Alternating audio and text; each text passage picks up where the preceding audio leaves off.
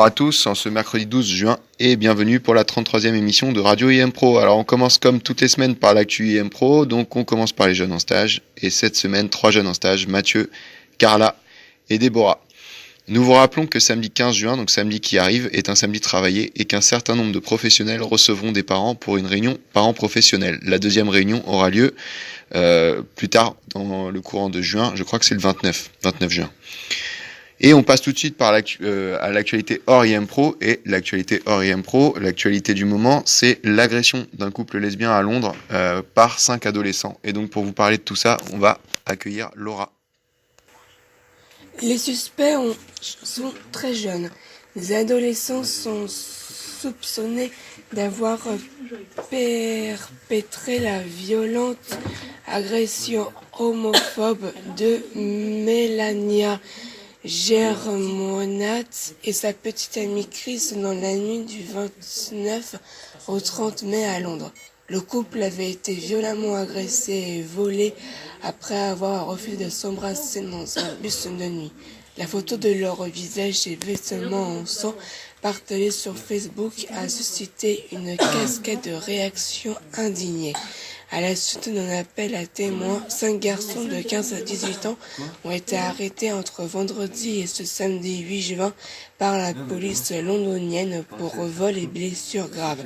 Les agresseurs ont en effet subtilisé un téléphone portable et un sac aux 2 jeunes femmes. Ces 5 personnes ont été libérées sous caution samedi et convoquées pour début juillet, a annoncé dans la soirée la police britannique.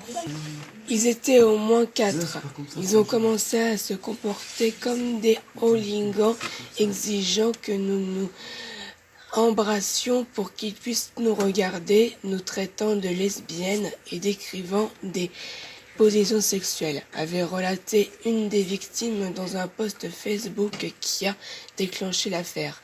Le commissaire de Scotland Yard a qualifié l'agression d'attaque répugnante contre 2 femmes qui semblent avoir été choisies et ciblées par un groupe de jeunes. Interrogées par la BBC, quelques jours plus tard, les 2 femmes ont lancé un appel à la mobilisation contre les violences subies par les personnes LGBT.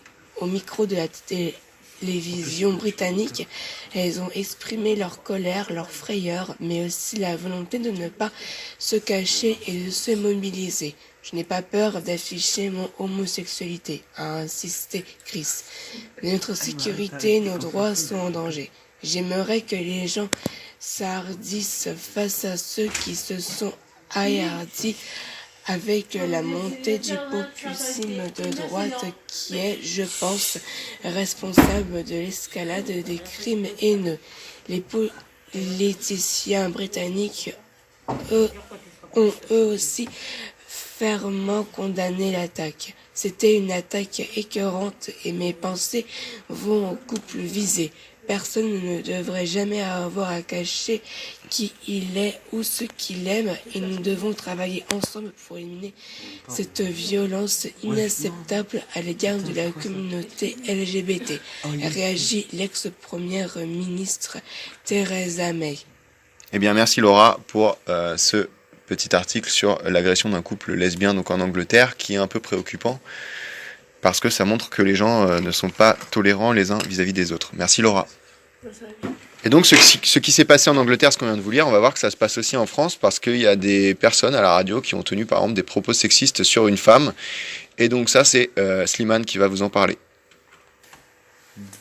Daniel Riol, présentateur, et Jérôme Breton, consultant, qui se livrent lors d'une salon de l'émission L'After Foot de RMC à des commentaires sexistes sur la femme qui a accusé Neymar de viol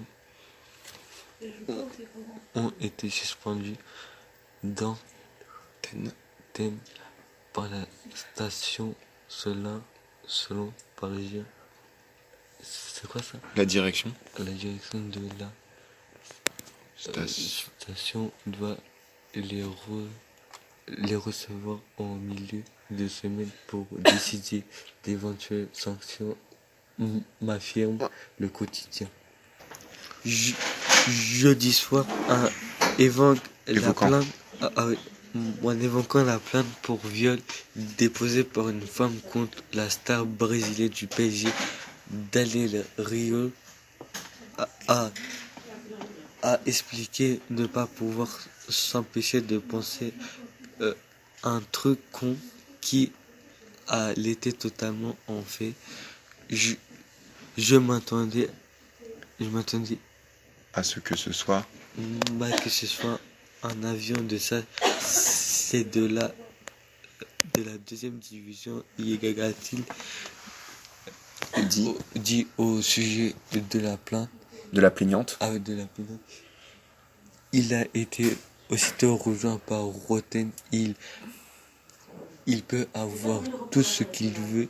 Il a pris une Ligue 2. Leur échange a duré près d'une minute avant qu'un autre présentateur visiblement atterré lance un autre sujet. Parfaitement représentatif de œil. De ce con. De ce.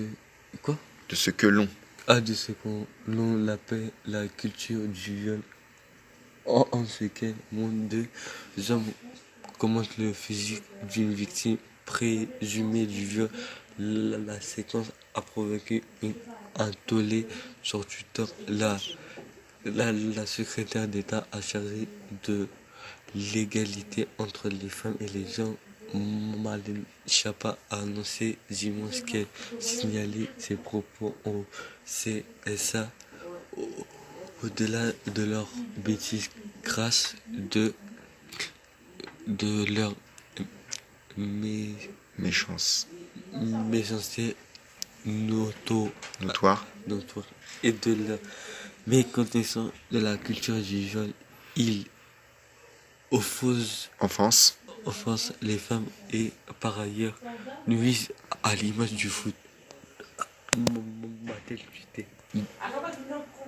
Dimanche soir, Rio et Roten ont tenté d'atteindre l'incendie avec des images. Avec des messages. Avec des messages d'excuses. Ce n'est pas acceptable et je regrette de ne pas avoir pris conscience sur le moment, a reconnu Jérôme Roten.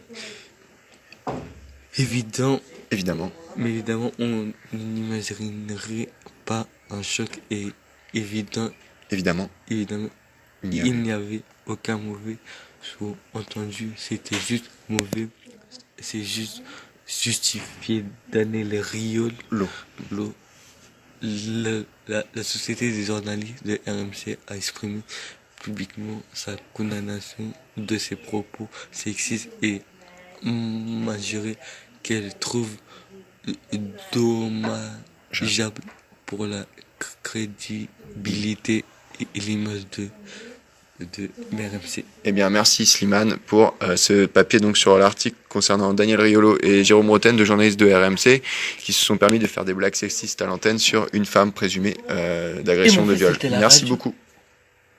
Tout de suite, on retrouve Ornella pour le plus tôt ou plus tôt. Ornella, c'est à vous. Plutôt voyage en France ou plutôt dans le monde? Dans le monde. Plutôt vacances à la montagne ou vacances à la plage? Peut-être montagne. Plutôt visite détente ou plutôt au bord de la piscine? Détente. Plutôt boîte de nuit ou plutôt camping? Entre les deux. Plutôt pique-nique sur la plage ou barbecue? Entre les deux aussi. Plutôt... Aujourd'hui je suis fatiguée, j'ai des heures de dormir, mais si t'as de t'apaiser, je chanterai pour toi toute la nuit. Dadju. C'est Dadju ou ailleurs? Ouais, mais c'est quoi ce délire? Ouf. Oh Dja, y'a pas moyen Dja, je suis pas ta carte, Dja. Aucun des deux, d'accord. Ok, aucun des deux. Mais il faut savoir c'était Dadju ou Saya Nakamura. Alors, où partirais-tu en vacances? En Espagne. Plutôt cocktail ou plutôt Sprite? Cocktail. Plutôt Aqua Boulevard ou plutôt Parc Astérix? Aqua Boulevard. Plutôt voyage en France ou plutôt dans le monde? En France. Plutôt visite détente au bord de la piscine? Par la piscine. Plutôt boîte de nuit ou plutôt camping? Boîte de nuit. Plutôt pique-nique sur la plage ou barbecue? Pique-nique. Aujourd'hui je suis fatiguée, je t'ai regardé dormir. Même si ta voix je t'apaisais, je chanterai pour toi toute la nuit. Je t'enverrai le bingo d'Adjou. C'est quoi? Alors Dajou ou Camora. Oh, Dja Dja, y'a pas moyen. Camora. Camora. Aya Nakamura, ok. Sentimental. Où partirais-tu en vacances? Si tu pouvais, t'aimerais aller où? Argentine. Argentine. Plutôt cocktail ou plutôt Sprite? Fresh Spray. Plutôt Aqua Boulevard ou plutôt Parc Astérix? Patrick. Merci. En France ou dans le monde? Dans le monde, Plutôt vacances à la montagne ou vacances à la plage? à la montagne, Plutôt visite ou détente ou bord de la piscine? bord de la piscine, Plutôt boîte de nuit ou camping? boîte de nuit, Plutôt pique-nique sur la plage ou barbecue? barbecue, Plutôt aujourd'hui je suis fatiguée, je t'ai regardé dormir. Même si ta voix je t'a baisé, je chanterai pour toi toute la nuit. Je t'enverrai ces bingo d'Adjou. Dajou, Ouais. Où? Oh Dja Dja, y'a pas moyen Dja Dja, je suis pas ta cata Dja Dja, genre à casse à la baby tu Alors es ça. Dajou ou Aya Nakamura? Dajou, Ok. Où aimerais-tu partir en vacances? partir en Allemagne, Plutôt cocktail ou plutôt Sprite? cocktail, Plutôt Aqua Boulevard ou Parc Astérix? Aqua Boulevard, Merci. Ok. Plutôt voyage en France ou dans le monde? Dans le monde. Plutôt vacances à la montagne ou vacances à la plage? Vacances à la plage. Plutôt visite détente ou au bord de la piscine? Plutôt boîte de nuit ou camping? Boîte de nuit ou camping? Ah, boîte de nuit. Plutôt pique-nique sur la plage ou barbecue? Piscine. de la Pique-nique? plage. Ah, pique-nique. barbecue. Barbecue. Aujourd'hui je suis... C'est qui ça? Aujourd'hui je suis fatiguée. Je te regardé dormir. Même si ma voix te tordait, je chanterai pour toi toute la nuit. C'est qui? C'est Alors. qui chante? Plutôt Dja Dja. plutôt Dajou ou C'est qui chante? Bah Dajou voilà. ou la Ou deuxième? la deuxième c'est... Oh Dja Dja, y'a pas moyen Dja Dja, je suis pas ta cata Dja Dja, genre à cause à la bébé tu dis ça. C'est qui? Ah, la Camora. Bravo, Voilà, bah donc tu tu... préfères quoi? Après. Dajou ou Aya Nakamura? Ou aucun des deux? Eh ben, Aucun des deux. tu veux Aucun des chanter? deux. Non, même pas. Ok. Où aimerais-tu partir en vacances? Au bled. Donc, En Tunisie. en Tunisie? Plutôt cocktail ou plutôt Sprite? Plutôt cocktail ou plutôt Sprite? Je sais pas trop. Plutôt Aqua Boulevard ou Parc Astérix? Aqua Boulevard c'est à Paris avec le toboggan et tout. C'est un truc de piscine. Ouais, avec le toboggan. C'est Parc Astérix, c'est Piscine des attractions. ou parc Je Astérix? sais pas, je sais pas. Parc sais pas. Astérix c'est des attractions.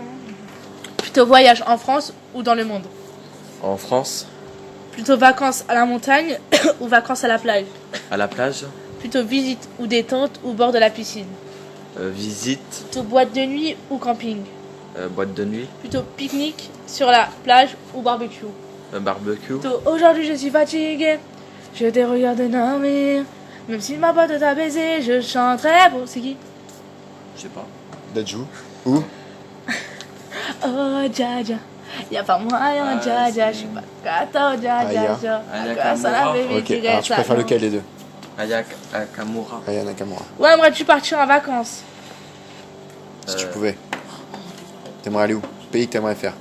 ah oui, l'Australie, Plutôt cocktail ou plutôt Sprite? Sprite, Plutôt Aqua Boulevard ou Parc Astérix? Astérix, Plutôt voyage en France ou dans le monde?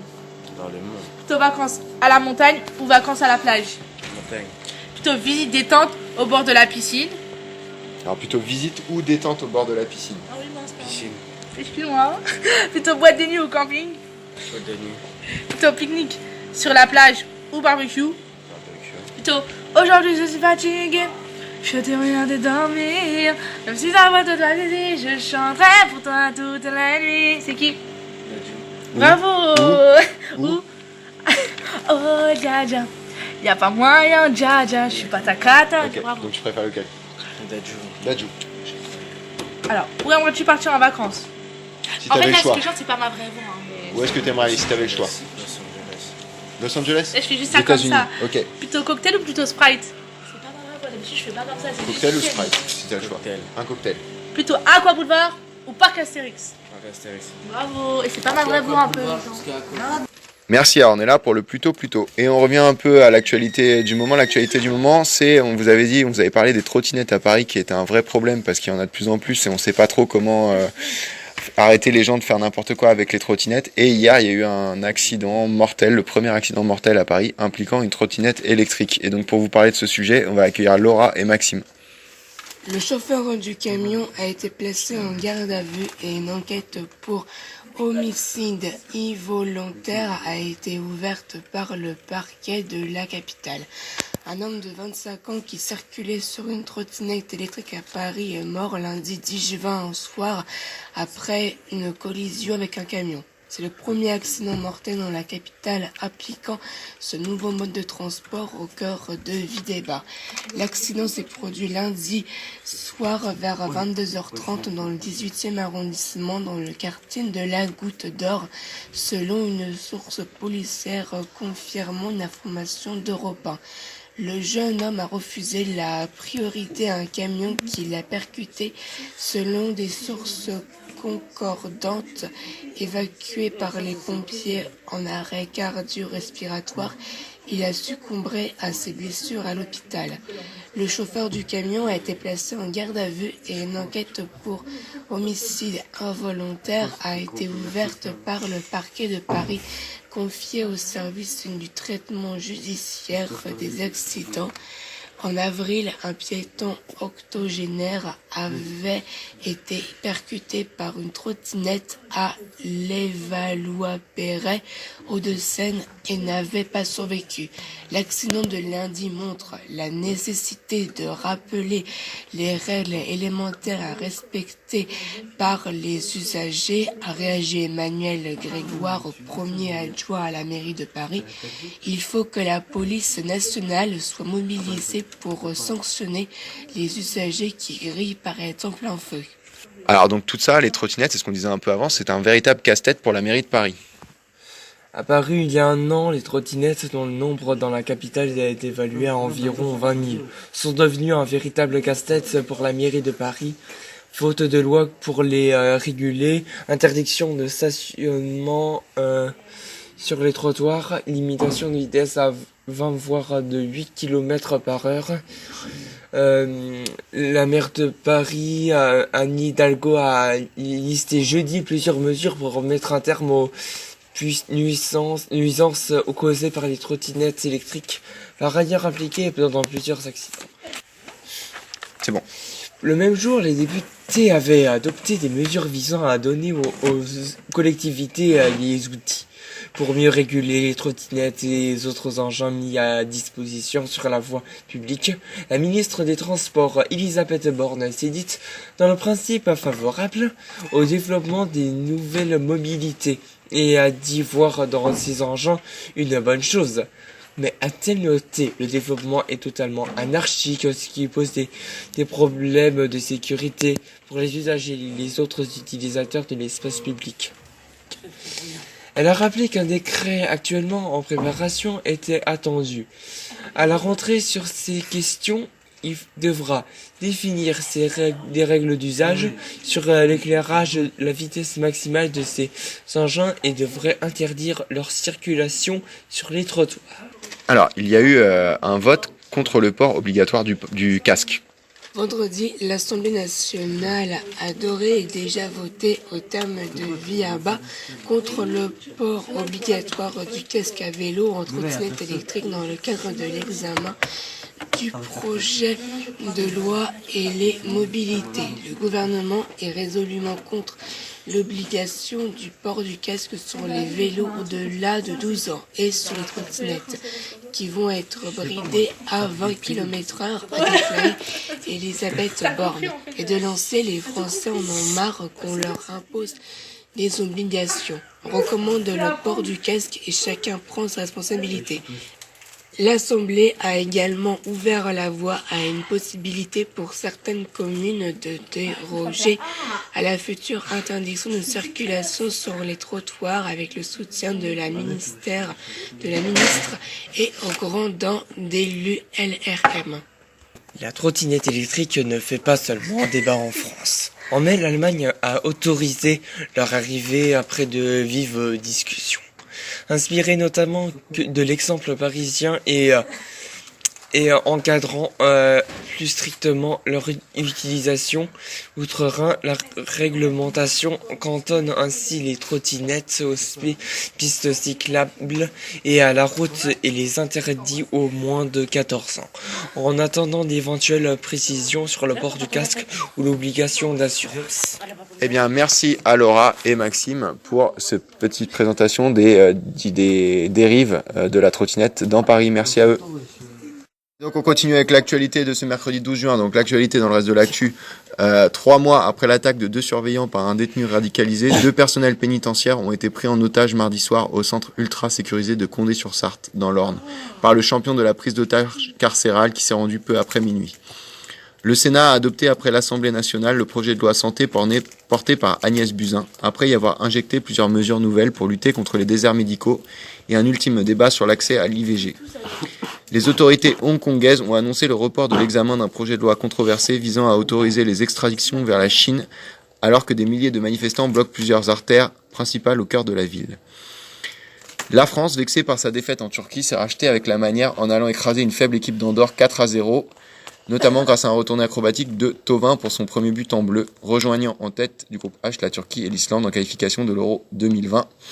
Et tout de suite, pour parler de tout ça, on va retrouver justement Slimane. Donc il y a du foot avec ce match de la France, donc sur lequel on va revenir. Il y a également un petit focus sur Wendy Renard, une joueuse de l'équipe de France. Et il y a un papier sur Tony Parker qui arrête sa carrière. Donc tout de suite, pour le journal des sports, on retrouve Slimane. En s'imposant sur le score de 4-0, les hommes de Didier Deschamps retrouvent la tête du groupe H pour la qualification à l'Euro 2020.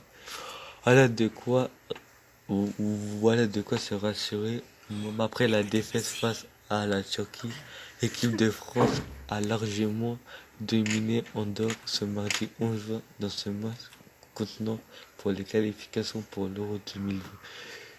Les champions du monde ont marqué par Kylian Mbappé, Wissam Ben Yedder, Florian Thauvin et Kurzawa et profitent de la défaite de la Turquie en Islande 2-1 pour reprendre la tête du groupe H à l'égalité de points avec la Turquie et l'Islande.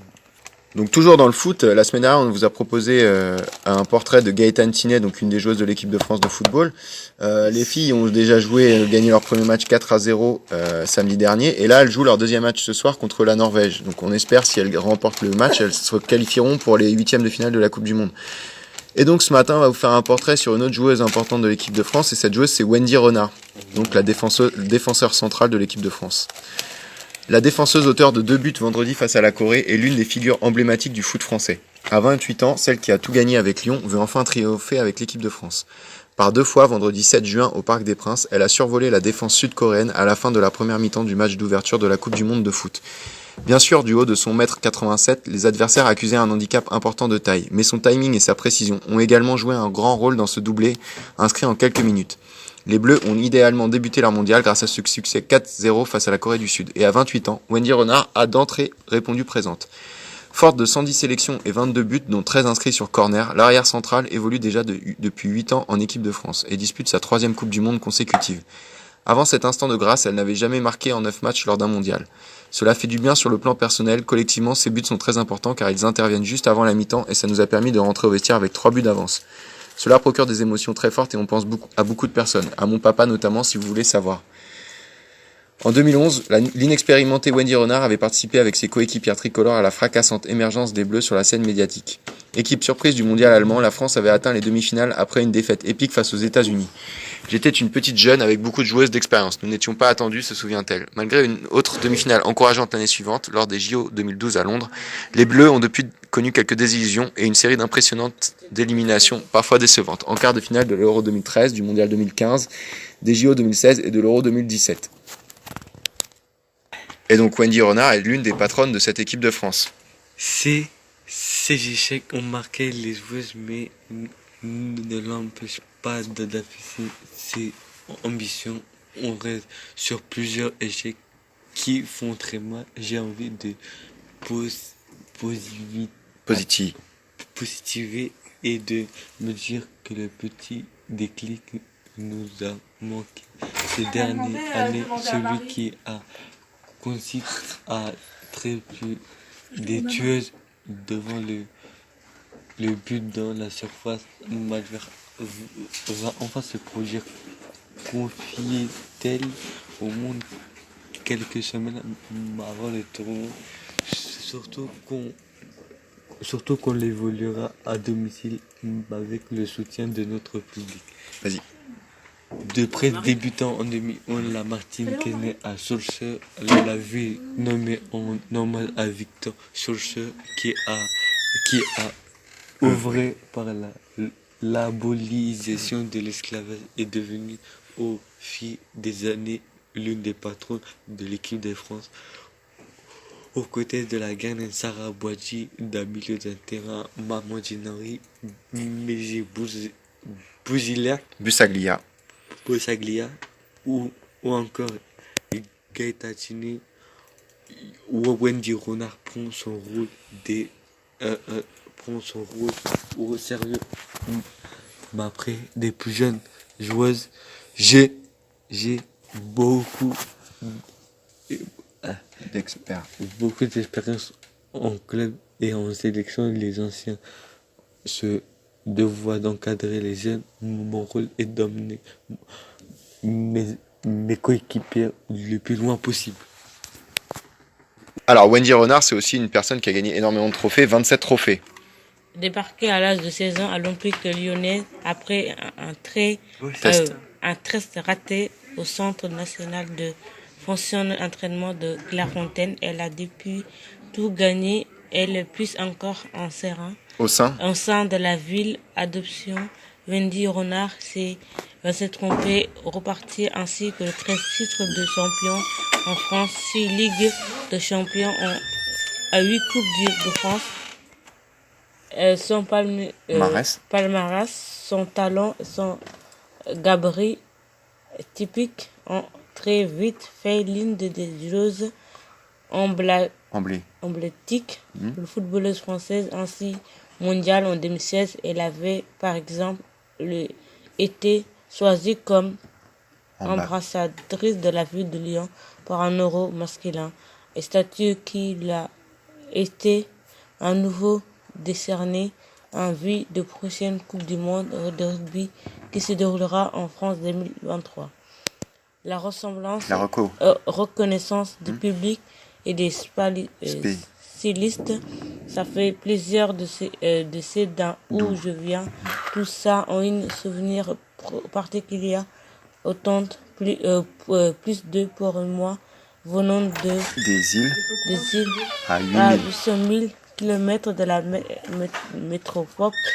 Il faudra demander aux joueurs qui ne s'en choisissent peut être parce que je suis naturelle, respectueuse, combative, analyse, elle est un grand sourire de lèvres. En 2017, l'intronisée de Corinne Diacre, Andy Renard avait mal vécu la fin de son capitaine chez les Bleus. Première décision forte de la nouvelle sélectionneuse. 2 ans après, la page semble être définitivement tournée. Je n'ai pas compris certaines choses. Je suis passée à autre chose. Je ne vais pas m'attarder sur ça. Je resterai là sur le terrain et en dehors. Je connais mes valeurs, ce que mes parents m'ont inculqué. L'ancienne capitaine des Bleus n'a désormais plus qu'un objectif limpide, ambitieux. Mon objectif, c'est gagner la coupe, me battre pour le maillot de mon pays que j'ai toujours respecté, pour espérer triompher le 7 juillet à Lyon. L'équipe de France aura besoin de tous et d'une forte tête comme Andy Renard. Eh bien, merci à Slimane, Diarata et Rokia de nous avoir présenté Wendy Renard, donc la défenseuse centrale de l'équipe de France.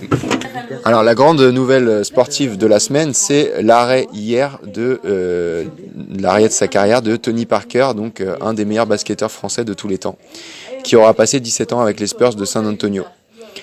Donc, je vais essayer de vous faire un petit portrait de Tony Parker. Le propre d'une tragédie est qu'on la sait inéluctable, mais que la peur et la tristesse restent là, nichées en nous. À 37 ans, le meilleur joueur de l'histoire du basket français, Tony Parker, a annoncé lundi raccrocher ses chaussures. Et avec cette décision, c'est une page de notre histoire commune avec ce sport qui se referme. Commune car Tony Parker fait partie de ces joueurs qui ont très vite rassemblé le grand public, comme les plus grands spécialistes, les premiers louant ses percées balles en main et son sourire, les autres son intelligence de jeu et son goût pour la perfection. Sa dernière saison aux Charlotte Hornets fut en fait un atterrissage en douceur du firmament qu'il a atteint avec les San Antonio Spurs entre 2001 et 2018. Car il faut comprendre ce que représente Tony Parker pour la balle orange. Intronisé meneur de jeu par le coach de l'équipe texane Greg Popovich, il a récolté 4 des 5 titres glanés en 15 ans par les Spurs. Équipe considérée par beaucoup comme la plus belle machine collective de basket possible. Il y a créé avec Tim Duncan et l'Argentin Manu Ginobili un Big Three qui a donné à toute une génération l'envie de s'ébrouer sur un playground. À l'équipe, Parker racontait lundi soir « Je suis content tout simplement. Je n'ai pas d'autres mots en fait. Je suis content et fier de ce que l'on a accompli avec les équipes où j'ai joué. Quand je me rappelle tous les rêves que j'avais, les rêves de carrière de basketteur de NBA, finalement la vraie vie a été encore mieux, plus grande que mes rêves. Je peux partir tranquille, je n'ai aucun regret. » Sacré euphémisme, tant Tony Parker, sacré meilleur joueur des finales NBA en 2007, a été un artisan concret des sacres texans avec ses 4000 points marqués en play-off sur plus de 19 000 en NBA. Sa vision du jeu et son sens du rythme, un modèle du genre qui faisait des Spurs un ovni dans le basket des années 2000. Je me dis que c'est pas mal pour un gars dont on disait qu'il était trop petit, trop maigre, avec un faux tir. Le panthéon des meneurs de jeu de la NBA et sans nul doute son jardin. Pas mal en effet. Né à Bruges d'un père américain basketteur et d'une mère mannequin néerlandaise, Tony Parker grandit en Normandie. Formé à l'INSEP, il signe son premier contrat pro au PSG Racing en 1999. 2 ans plus tard, il est drafté par les Spurs en 28e place, ce qui veut dire que San Antonio a le flair et surtout que les franchises qui ont choisi les 27 premiers joueurs n'ont rien senti. Dans une draft pourtant faible cette année-là, la suite on la connaît, le Français a séduit un pays pourtant toujours peu enclin à reconnaître aux joueurs européens tout le talent qui est le leur. Avec les Bleus, Tony Parker avait tiré sa révérence après les Jeux Olympiques de 2016 à la fin d'un cycle doré entre 2011 et 2014, qui verra notamment la France remporter le titre suprême dans les championnats d'Europe face à la Lituanie après une demi-finale contre les rivaux et bourreaux espagnols, arrachée après la prolongation. Parker marquait 32 des 75 points français ce soir-là. Après une première retraite, place à l'ultime donc. Je ne meurs pas, a-t-il asséné lundi. Beaucoup de sportifs vivent ce moment de la retraite comme une petite mort. Mais moi, je ne le vois pas du tout comme ça. J'ai eu 20 ans d'une super carrière. Président de Lyon-Villeurbanne depuis 2014, l'avenir de Tony Parker s'inscrit malgré tout de l'autre côté de l'Atlantique avec sa famille. Son aura, elle, lévitera au-dessus de la planète basket sans choisir. Et on finit le journal des sports en rappelant que dimanche, il y avait la finale de Roland-Garros et Nadal, l'Espagnol, Rafael Nadal, a remporté son 12e Roland-Garros en 15 participations en battant l'Autrichien Dominic Thiem. Alors on passe un peu aux informations marrantes de ces derniers temps, et donc là, une des informations qui fait un peu le buzz et qui est assez marrante, et on sait pas trop ce que ça va donner, c'est Justin Bieber, le chanteur, qui défie Tom Cruise, l'acteur, de l'affronter sur un ring. Et donc pour vous parler de tout ça, on va écouter Diariata. Justin Bieber est d'un côté de ring et Tom Cruise l'autre. Ce lundi 10 juin, le chanteur comédien canadien a déclaré vouloir mettre un défi à l'acteur de Octogone sans que personne ne sache pourquoi. Et sur le site de Twitter, Justin Bieber qui a posté ce message: je veux mettre Tom Cruise au défi de se battre sur un octogone. Si Tom n'accepte pas ce combat, tu es un peu heureux et tu ne s'oublieras pas jamais que tu es prêt de miser sur un combat de Dana White, écrit un chanteur en interpellant le président de l'Ultimate Fighting Championship, le premier ligue du mondial dans le domaine. Les blagues entre les deux célébrités ou juste petites vannes de Bieber, interpellé de souris, n'a pas donné aucune explication pour autant. Son tweet n'a pas passé inaperçu dans le milieu. Conor McGregor, ex-champion de UFC en catégorie poids plume, sang et mêlée, déclarant que Tom Cruise était assez viral pour respecter ce challenge.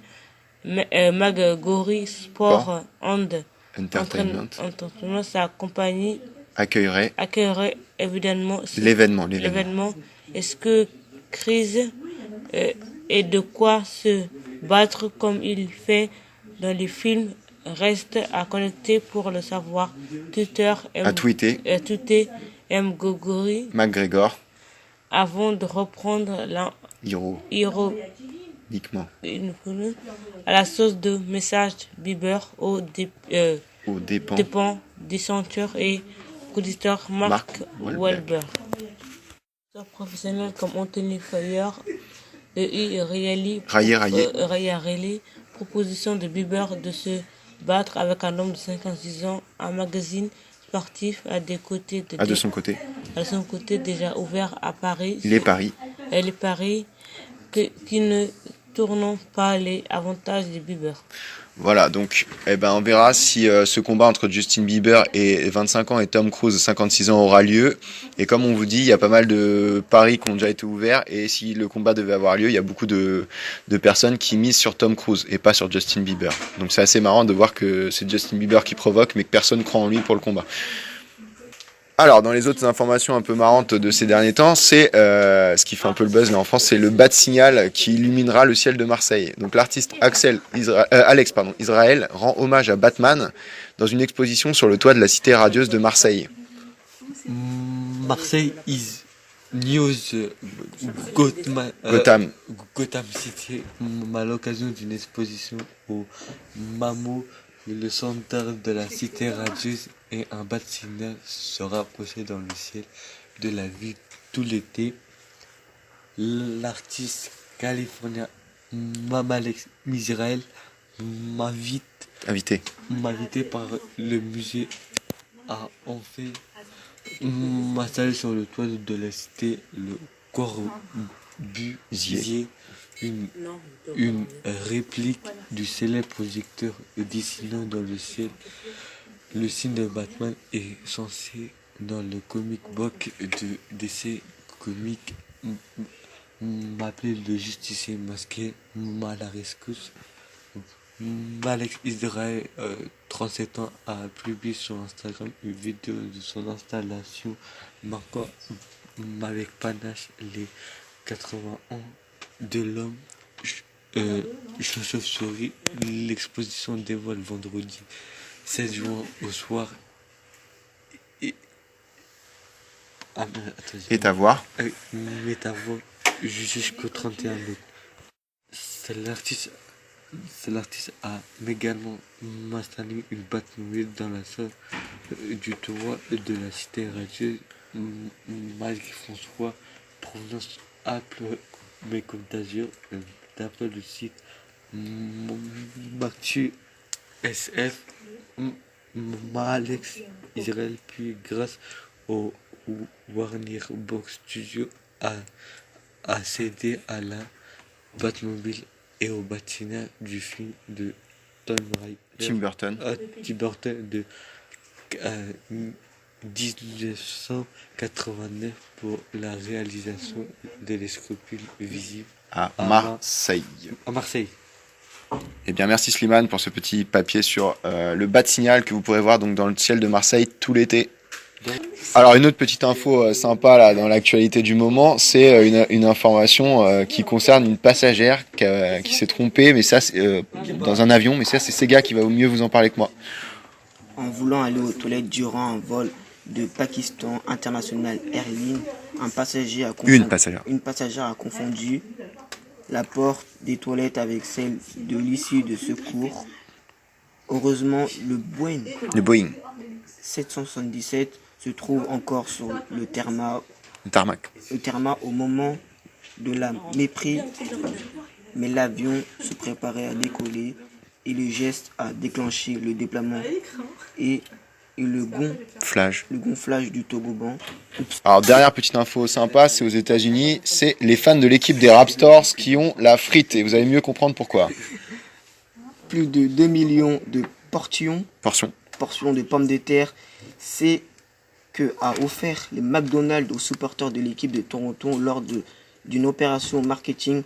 Le deal, si les Raptors marquaient plus de 12 paniers à 3 points lors d'une rencontre, c'était frites gratuit pour les fans. Or, ils l'ont inscrit 54 reprises, plus de 12 paniers bonifiés sur la saison régulière. Eh bien, merci à Sega pour ces petites infos plutôt sympas. Et tout de suite, on passe aux sorties cinéma du mercredi 12 juin. Alors, 4 films au programme surtout. Voilà. Et donc, on commence par le premier, le plus attendu, film américain. Men in Black International. Men in Black International avec Chris Hemsworth, Tessa Thompson et Kumail Nanjiani. Les Men in Black ont toujours protégé la Terre de la vermine de l'univers. Dans cette nouvelle aventure, ils s'attaquent à la menace la plus importante qu'ils aient rencontrée à ce jour, une taupe au sein de l'organisation Men in Black. Le deuxième film, Roxane, de Mélanie Offet avec Guillaume de Tonquédec, Léa Drucker et Lionel Abelansky. Toujours accompagné de sa fidèle poule Roxane, Raymond, petit producteur d'œufs bio en Centre-Bretagne, a un secret bien gardé pour rendre ses poules heureuses. Leur déclamer les tirades de Cyrano de Bergerac. Matador de Pedro Almodovar avec Antonio Banderas, Assunta Serna et Nacho Martinez. La frustration et le désir de quelques personnages qui se cherchent de façon obsessionnelle dans une école de tauromachie et pour qui l'affrontement avec le taureau est un rituel de la mort. Et le dernier film, Permaculture de la voie autonomie. Permaculture, la voie de l'autonomie de Karine Kouaman et de Julien Lenoir. La permaculture est bien plus qu'une alternative à l'agriculture moderne. C'est un mode de vie équitable et durable. Pour mieux la comprendre, une réalisatrice et un éducateur à l'environnement ont parcouru 30 000 km par voie terrestre et traversé 10 pays. Et tout de suite, on retrouve Dirata qui va aller poser une devinette aux professionnels de l'IM-Pro. Dirata, c'est à vous. Plus il est chaud, plus il est frais. Qui est-il? Plus il est chaud et plus il est frais. La glace? Qui est-il? Non, c'est pas une glace. Chocolat? Non. Fraise? Non. Plus il est chaud et plus il est frais. Non. Ah, le lait? Non. Perdu. Mais il y a une idée un peu, c'est pas bête ce que tu viens de dire. Enfin, c'est un peu dans le même genre d'idée. Un lait chaud, un lait frais. Plus il est chaud, plus il est frais. Plus il est chaud et plus il est frais. Plus il est chaud et plus il est frais. De qui s'agit-il? Ben, c'est le pain. Bravo. Pourquoi c'est ça? Alors moi j'ai la bonne réponse, c'est le pain. Bah oui, parce que même à l'autre possibilité, elle vient. Bravo, bravo. Plus il est chaud, plus il est frais. Alors, plus il est chaud et plus il est frais. De qui s'agit-il?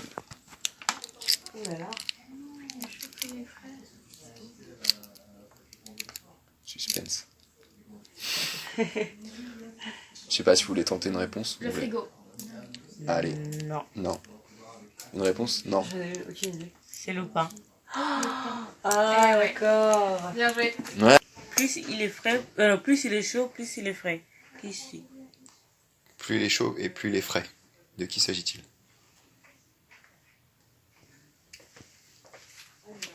Le pain. Plus il est chaud, plus il est frais. Plus il est chaud et plus il est frais. De qui s'agit-il? Plus il est chaud, plus il est frais.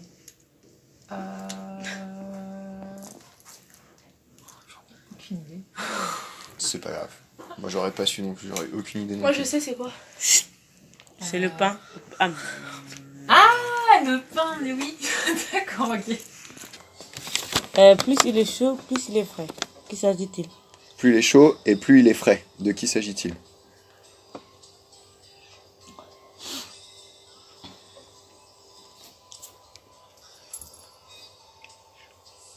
Vas-y. La clim. Non, c'était le pain. Le pain. Et tout de suite, on retrouve Rokia pour la météo de jeudi et vendredi. Alors, Rokia, la météo de jeudi pour commencer. Jeudi, il fera 12 degrés. Oui. Quand? Le matin. Ouais. Et 21 l'après-midi. Le type de temps. Le temps, il sera couvert. Ouais. Il sera recouvert. Alors le vendredi. Le vendredi, 14 degrés le matin et 23 l'après-midi. D'accord. Et le type de temps? Il sera nuageux. Temps nuageux, donc dans les prochains jours, il va pas vraiment faire beau. Merci Aroka. C'est tout de suite la fin de la 33e émission de Radio IM Pro. On vous souhaite une bonne fin de semaine à tous, un bon week-end et on ne se retrouve pas la semaine prochaine parce que je suis pas là, mais on se retrouvera dans 2 semaines pour une nouvelle émission de radio. Ouais.